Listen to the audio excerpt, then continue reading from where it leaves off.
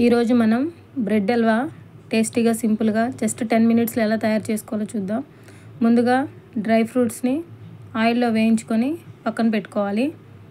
తర్వాత అదే ప్యాన్లో బ్రెడ్ని వేసి అటు ఇటు టర్న్ చేస్తూ బ్రౌన్ కలర్ వచ్చేదాకా వేయించి పక్కన తీసుకొని, అరిసెల్లోని ఆయిల్ ఎలా అయితే ఒత్తుతామో అలానే బ్రెడ్లో ఆయిల్ మొత్తం ఒత్తుకోవాలండి.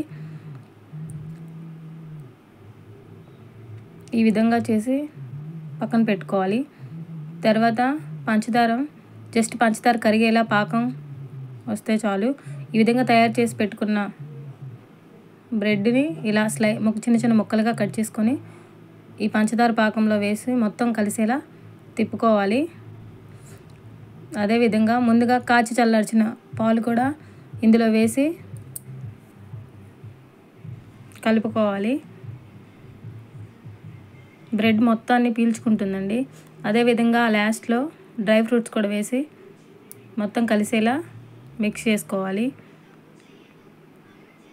అంతే, టేస్టీ అండ్ సింపుల్ అయిన bread halwa ready. Thank you for watching.